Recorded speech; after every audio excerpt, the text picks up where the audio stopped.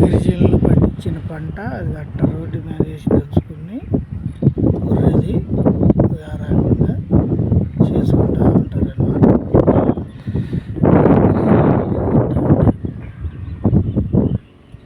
ఇది గిరిజన పొలాలు కూడా ఇవి అట్టుంటాయి.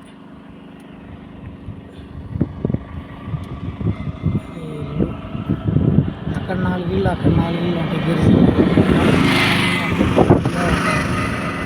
ఎక్కువే ఉండవు. ఇప్పుడే పూలు పూసులు ఇప్పుడేమో బంగాళాదుంప రావాలి, ఏడవ కూడా రావాలి. ఇదిగో అదిగో అక్కడ 4 ఇళ్ళు అక్కడ 4 ఇళ్ళు ఉంటా ఉంటాయి అన్నమాట. అలాగే అవి పొలాలు.